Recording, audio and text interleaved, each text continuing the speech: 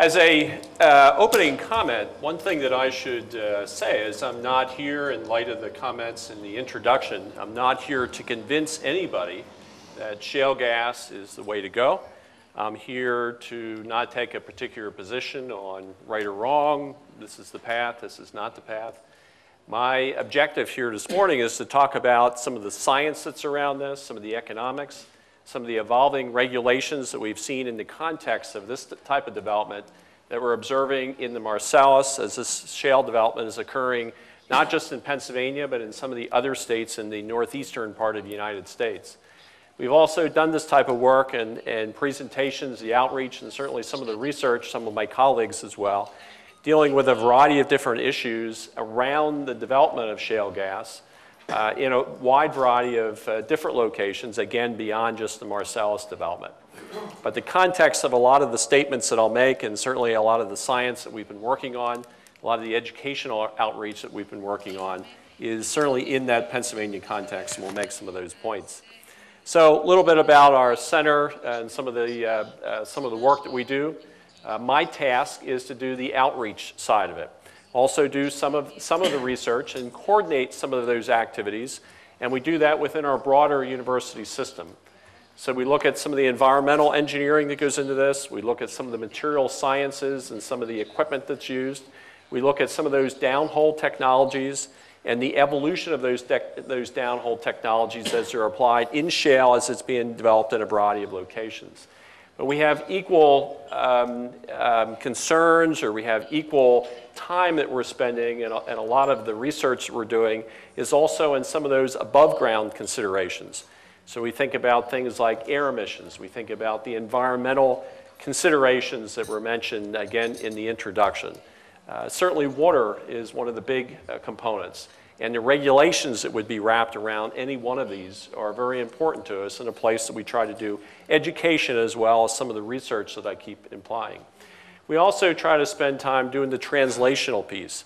So taking some of that data, taking some of that science that we're working on, and translating it into usable components for the different stakeholders that we're involved in that are trying to understand this as you might be trying to understand it within the context of your country and the work that you're doing and the considerations that you have either from a public policy standpoint, from an environmental standpoint, or certainly the potential application of this here in Bulgaria or in some of the countries that might be nearby. As we heard of Turkey, as we also think about potential moves in Romania and other countries as well. So again, we look at the above ground considerations that are attached to this as well as those below grounds. We like to think that the work that we're doing is based in the science, and my comments here today, as best as we can make them, would be in the realm of the science as we would know it out there. But we also work and partner with a lot of other entities, as you can see from the description that I have in the slide. We work with government agencies. We're an academic institution, a research institution. We work with NGOs, we work with industry, we work with environmental groups, we work with a variety of different stakeholders and jurisdictional considerations that are out there, different, again, governmental groups and agencies that we partner with in that particular realm. So some of the trends that we're seeing out there, to talk about some of the points and some of the objectives that we're working on and we feel that there's a sense of importance. Those trends that we're observing in the work that we've done in shale development over the course of the last 6 to 7 years, thinking about the Marcellus in Pennsylvania, is we're definitely seeing, and again, some of the comments I'm making on the slide, we're seeing a greening of this process. We're seeing a greening of the process in a variety of ways, and a lot of interested parties are asking us to describe and go deeper into that. We're seeing new chemistries that are being used. Again, as you make note of some of the comments that we'll make on the slides of how the process is actually working, obviously there's some chemistry in that process. There's some chemicals that are used. And we're seeing a greening in that aspect in particular. We're also seeing some of the mechanical that is changing as well. So open pits that have been used in the past, and so often you see those type of examples on the internet, we're seeing now that the industry is moving very quickly and the regulation is moving very quickly to make these closed loop type systems so there's less interaction in an environmental sort of fashion. We think that's a very important part of this dialogue as well. We're also seeing things like green completions. So That part of that might be below ground, part of this is above ground. We think about those closed loops, but also air emissions and the reductions of air emission possibilities and potential for that through the use and the application of new technologies. So all those are important considerations. We're also seeing, and I'm going to use the word evolution quite a bit because we're seeing the process or the technology evolving rapidly.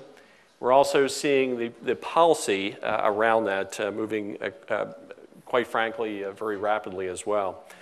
Another aspect that we want to consider, and I'll make several comments about, is when we think about how this is applied in the ground or on the landscape out there, again, in the context of Pennsylvania maybe, we think about the fact that we want to make sure that we have robust governmental oversight, good regulations, and that we keep moving those regulations along, and that we have a set of trained regulators and trained inspectors that are on the ground, and keep moving along with that technology as it keeps moving and advancing going forward. So identifying those inspectors, making sure that we're bringing new inspectors into that process as the need for continual inspection rises over time, and making sure we're doing the work to train those inspectors is all very important to us. And lastly, the point that I want to make there is the fact that we need to make sure that we have transparency in this process, and that the general public that we're working with, and a lot of the work that we do, we think about this from an outreach standpoint, that the public that we're working with clearly understands what this process is and how this process is changing over time. One of the things that we often see, maybe with social media as we think about some of the comments again in the introduction, is often this industry or some of the techniques and technologies that are put forth and described in social media, or where the process was versus where the process is, or even more importantly, we think about the evolution of technology, where the process is going in the very near term. So we're trying to make sure that we're providing education as we can identify that going forward. Again, thinking about this in the realm of Pennsylvania, state map of Pennsylvania and the delineations of individual counties, you can see from that that there's areas, as you watch, back up, as you can watch, this will kind of roll over some time here. It's an animated slide. And you can see from that that there are certain areas out there where this activity is occurring. Up here in the northeast part of the state, down here in the southwestern part of the state. Will that map actually roll as you're working with it there? It's an animation. Okay, maybe it won't. Okay. Well, you would see, if you could see that animate, that there is an increased number of wells that are developing up in this part. And we started back in this map as it was generated, which you can't see there, but it was started back in 2007. And we're looking now at approximately 6,000 wells that have been drilled in Pennsylvania. And you can see this ramp up of wells over the course of time. So that's an important aspect of this story. It's the pace of development and making sure that we're pacing this evolution of the regulatory, the public policy, again, the public information, business development, environmental awareness, water use, a lot of different things are wrapped around the idea of what is the pace potentially going to be over the course of time. Again, my example is Pennsylvania. We see a very similar example in the states that are around us and a number of states we think about the United States as a whole, and quite frankly in North America. We start looking at some of the, again, some of the public policy or some of the regulatory piece. As we're watching this expand and grow, we're also watching the regulatory piece increase over the course of time as well. So a number of regulations were already in place. We had a pretty robust set of regulations that were in place for a lot of the conventional type of drilling that had been done in the past. And we saw that we needed to make some changes to that. So from a statewide or the government jurisdiction that had responsibility for that, their response was to keep evolving those regs as they saw the need to do that because of the move in technology, the application of technology over the course of time, and again, the overall expansion of this on the landscape. So we're looking at things like the prevention of methane migration, which I'll describe a little further as we go through. Also looking about well casing and the grouting and the design of that. So making sure that we're having, again, robust standards around the engineering and protecting the integrity of the wellbore and protecting the integrity of the groundwater that would be around that same wellbore. So again, an expansion in that overall process. We also look at things like the chemicals and disclosure of chemicals that are being used. So again, transparency in that process, and one of the things that we've been working with, again, as a state and multiple states around us, and different levels of county, state, and federal jurisdiction that would apply. When we look at the well bore itself, and we look at the drilling that's actually done, this would be the Marcellus, as an example, the Marcellus level down in here, the shale level. You're looking at different rock layers as they would go down, and the drill bit that would go down and then turn over the course of maybe 300 meters and going out through the shale, and that might go out somewhere to the order of 2,000 meters in the cases of a lot of the horizontal wells that are being drilled, which is very typical. As it's going through the groundwater zone here, there's several redundant layers of protection that are put in there to prevent any type of infusion of either methane, the gas itself coming back, or potentially leaking up the sides of the wellbore, which again I'll describe in just a moment, or any infusion of any of the chemicals that might have been pushed downhole to actually go through the hydraulic fracturing process. So what we're looking for in particular is to make sure at all times that there's good structural well integrity there and protecting any of the resources that are around there that we need to make sure that we're protecting. So just a quick an idea of what that actually would look like. As we go a little further, some of the issues that we did discover back in the very beginning of this is the fact that we needed to upgrade those regs, and we needed to make sure that the well casing and the grouting that was around that same well casing, or the cement that's around the outside of that the integrity of that was what it needed to be, and that there was no methane that would be finding its way up the outside. It could have come from a coal layer that was being drilled down through, or an upper gas zone that was not the target.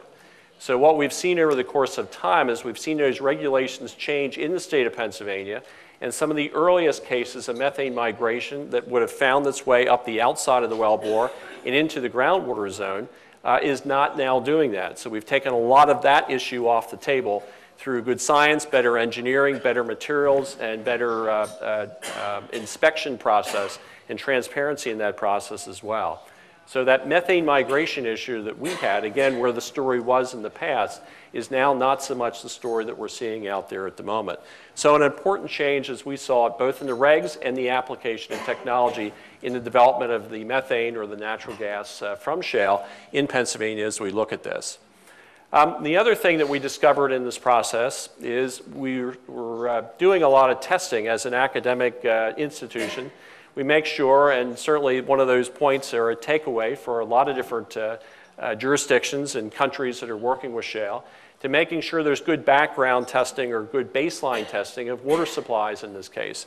We went out and some of my colleagues that work in this realm in particular, did a lot of testing in some of the background prior to drilling going forth, and actually discovered in that process that a lot of the private supplies, water supplies, actually had some kind of impact from something in there, health-related concern, that people were not aware of.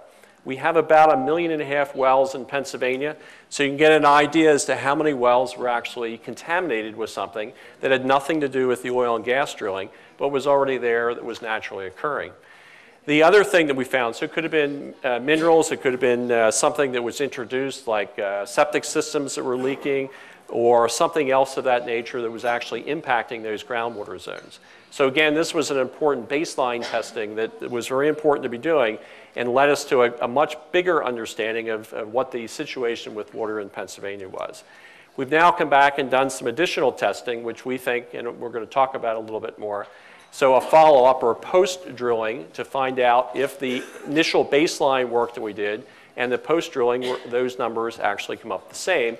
And generally, that is indeed what we find. So the impact then from gas drilling that we found in very similar areas, it's not being impactful to the water supply. The methane migration would be the exception, and that's why I talked about that first, and the fact that the regs have changed to eliminate that impact and some of the conditions that we found in that case. We've also found in the fluids that are coming back, we think about the frac fluid that comes back in the process, which I'll describe. As that's coming back, it can potentially have a high level of total dissolved solids, or TDS. It can have, typically it has a lot of salt in it, or potentially, depending upon the shale, it can have other minerals in it. And those minerals can be high enough that they have to be extracted out through a waste treatment or a fluid mitigation type process or remediation type process. So we now have new regs in place to deal with that. So instead of those fluids being disposed of on the surface in a river or body of water, something of that nature, now we don't go through that process. Now we actually renovate those waters and reuse them. And again, we have rules and regs that are now in place to make sure that that is indeed the case. We're also looking at the fact that there is a recycling process. So we're recycling more of those fluids, which I'll describe very quickly with some numbers here. We're also looking, going beyond this, and again, trying to paint a picture of what is the evolution of the process that we've been involved in Pennsylvania, and quite frankly, in a variety of other states that are around us as they're watching shale development occur over time. So part of that is those initial tests that are done. Part of that is some of that background work, and then part of that is that ongoing testing that's done by inspectors, by research institutions, by NGOs that are doing this type of work, by the companies themselves as this type of development is occurring by them and with them and around them. In some cases, we take entire watersheds, like the watershed that I'm illustrating on the map here, and break this down into different areas and do some of that baseline testing, in this case looking at those total dissolved solids coming from different types of land uses out there. Some cases agriculture, some cases suburban areas that are near a city. In other cases, again, a mix of, it could be forested, it could be a more pristine area. Finding out what's there before any type of development is done so we can track any type of impact that might occur, and certainly try to prevent that up front by identifying what the water resources are, but knowing if there's any type of impact that would typically need to be remediated if indeed something occurred, which we're typically not finding is the case. If we look at what the drilling process is, to kind of just step through this very, very quickly in that regard, you can see up front, but to illustrate the size of the pads that we're looking at when this type of work is being done, and just some of the general equipment. So again, just to kind of set it in some kind of context out there, and a number of these slides are actually all the same sites. You can get an idea what that looks like. We're also seeing that most of this work in the state went from, again in Pennsylvania, but we're seeing this very broadly, and the global application of this seems to be very, very similar. But looking at these drilling units, it would be potentially up to 2 square miles. And you're looking at potentially a well pad in the middle of that, or someplace in that particular drilling unit, in that acreage range or a hectare range, that would give you an idea of how many wells could be drilled from one particular location. Typically, we're looking at somewhere, in our case, between 4 and 8 acres, and you're looking that you can get an idea what the overall land disturbance is, versus if you were drilling individual vertical wells in those areas to withdraw that same amount of gas from that same footprint. So this horizontal type of drilling has really made much less impact to the landscape. We think about that for a variety of reasons. We think about that for roads that would have to potentially be built to all those additional pads if the gas was going to be extracted. We think about pipeline connections and right-of-ways, soil that would have to be disturbed that now does not have to be disturbed so many times. We think about the aesthetics of that. We're in an area, I live in an area, I live on a farm myself. We own ground, but we think about the tourism impacts. So the less impact to the landscape out there, the better it would be for things even like tourism. So again, a variety of reasons why it's important to have the smallest impact possible in terms of that footprint. We think also about the hydraulic fracturing process, and this is a place where we have seen a lot of evolution over the course of time. Initially, we were seeing a lot of trucks that were hauling a lot of water in. So we see impacts to roads, for instance, roads that are broken down, roads that are then repaired by the companies over time. But if you cannot break down that road and not have to go through that cycle, all the better, and if nothing else, just to reduce the traffic there and the wear and tear to the roads, as well as the impact to the broader population out there that would be dealing with that, air emissions, a variety of considerations there. Now we're seeing much more of that water being moved by pipeline, and the trend seems to be moving that way very quickly. So you'll see some numbers here that right now about 2 or 3/4 of the water is still coming by trucks, but we're watching that drop off very rapidly, and in some places in Pennsylvania, it's less than half of the water is now being moved by trucks. Typically what happens when you look at these impoundments of water like this is fresh water, this is not fracked fluids, this is fresh water that's coming right from the source. Water can be trucked there, or water typically now is being piped there, and then piped from that location right out to the individual well pads. So there's no trucking involved in the water as it's coming in.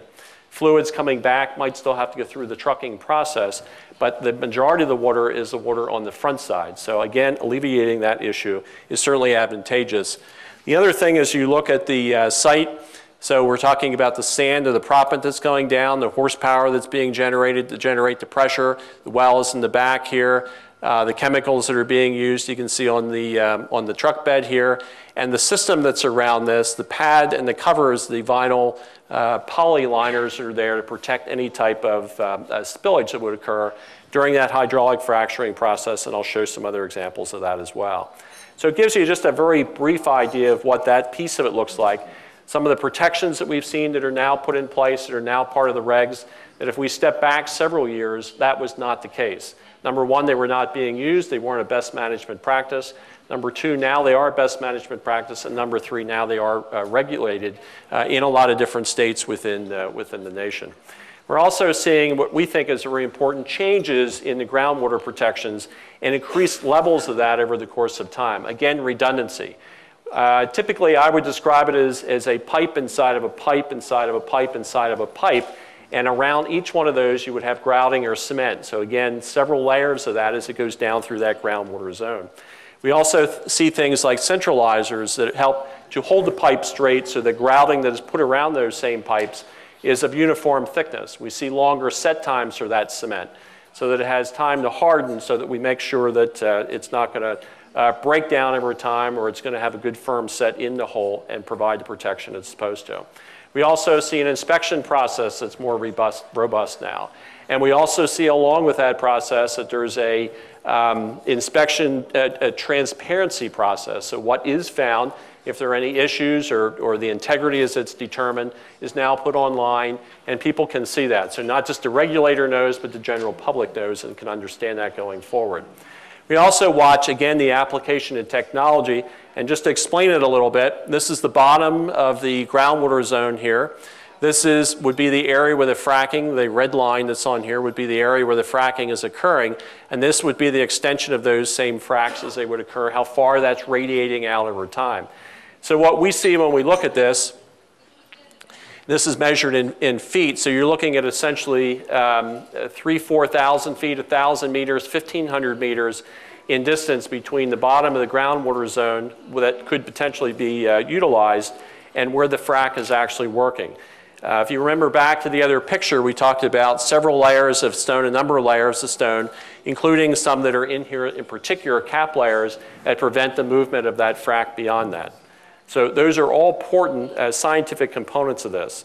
Again, back to the surface, so often the concern is, are we going to have fluids migrate from below? Anything that's put down whole, is that going to migrate back up? And we're not seeing that, and the science is not supporting that, and the inspection is not finding that. What we are finding is the potential for spillage on the surface. Spillage on the surface, quite frankly, is one of the easiest things to deal with, but it was a place that we were finding a fair amount of that in the beginning, through the inspection process and through a reporting process. And what we're seeing now is, again, the best management practices moving forward and redundant systems being put in place. So a pad that might have been an open stone pad in the beginning is now a pad that is covered with a poly liner. On top of that poly liner, you have a poly deck, and on top of that poly deck, if you're using some type of a fluid there that could potentially leak, you're seeing a redundant system around that to potentially capture any fluid that might leak out of that tank.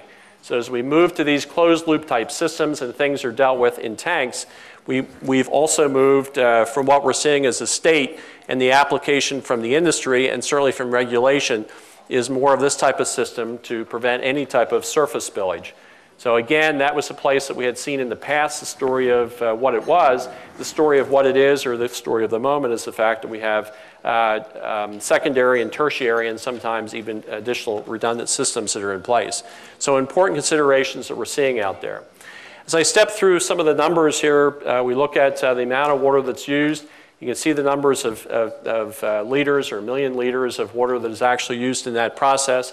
And you can also see that it's a very small amount of the water that we have available, or the total water resource that's used on a current basis, again, as we think about this from a Pennsylvania perspective. In Pennsylvania, as we look, as I mentioned, there's about 6,000 wells. As we look at the states in the United States, but certainly in the Appalachian geological basin in northeastern United States, most of this development work is occurring in Pennsylvania, so I think it's a good example to be using. As I mentioned, about 3/4 of the water is being trucked, but we're watching a lot of that fall off the page or out of the story as more of these pipelines are put in place solely for the purpose of using water. And we're also looking at this point right now that most of that water that is being sourced is not coming from wells, drilled wells, but most of it is coming from surface waters. We're also looking at how much is actually recovered from that. So we have much better numbers now. We can see these trends, and we can see what the overall process is. And we're looking at about a 90% recycling of both the flowback fluids or the produced fluids that would come up over the course of time. So fluids are put downhole to actually fracture the stone that we've talked about. And certainly you understand that broader process there. And a certain percentage of those fluids actually come back to the surface. Roughly 10 to 15% of that actually flows back. That's what's captured, some of that in that initial 30-day period, some of that over the course of time. And what we're seeing is we're seeing a lot of that that's actually being recycled. So what's happening? Oh, I'm going to back up just one. So as I look at that, we look at about 98% of what's flowing back from that initial 30 days from after the fracking is done or the well is stimulated. About 98% of that now is being recycled. What I mean by that is it's typically being recycled there in the field, meaning it's being recycled someplace close by that well and then reused at another well instead of disposed of. Now, with that said, there is some that goes to centralized recycling plants or some that is actually going to disposal wells that in our case are actually in a neighboring state. Now, in the EU, disposal wells are not permitted. So again, we're not trying to advocate something here. We're just explaining what the process is that we're using in the state or in the states as a whole as we see this being done. Produced fluids, we're looking at about 86% of those produced fluids, and they would be fluids that are coming back slowly over time.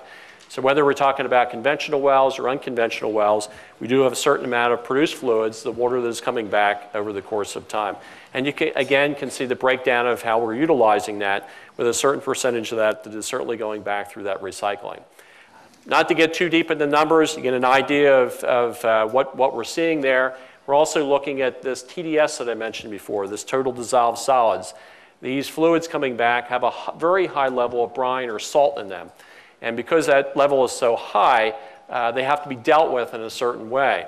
And you can see that that level increases over time the longer that fluid is down there. So produced fluids are going to bring back more. We also look at the fact that as that's being extracted out through these processes, there's also a disposal of some of that sludge that needs to be dealt with.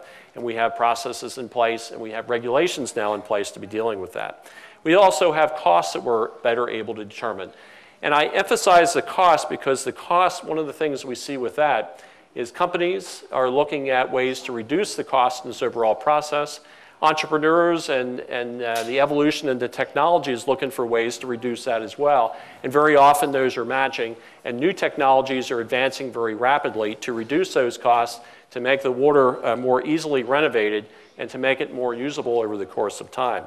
So it's not just a story about, well, what are the dollars and cents involved there, but it's also a story about what does that mean in terms of the advancement of the technology, and we're seeing a lot of advancement very rapidly in that case. And lastly, the point that I want to make is it's not just about the fluids. Often we talk about the water and the water component, but we also want to talk about the other things. Again, as we think about this from an environmental standpoint, what about the drill cuttings that are coming back? And we have a lot of conversation about what to do with those. We're seeing in the state of Pennsylvania as well as in some other states, very often those are going to landfills, and we're looking as a state, as researchers, as government regulators out there in the industry, looking for ways to find a beneficial reuse. And you can see some that are listed on there. So instead of just landfilling that material, which would be seemingly a waste and a waste of space for landfills out there, using it, reformatting it, using it as a proppant, using it as building material, using it in the construction of roads or the pads, a variety of different places that, again, it can be recycled in that process. But we're finding as we're going deeper into that story, and again, I keep talking about the regulatory component, we're finding we have to keep changing our regs to allow for the advancement of even technologies like this. because these were not on the books even 2 years ago in terms of the technology to recycle something like these cuttings. And now as that technology and that research and that engineering moves along, we have to keep moving that regulatory piece as well. So with that, I'm going to finish. We have our websites that are listed on there. And certainly at some point here, we'll be answering some questions about that as we go forward. Thank you.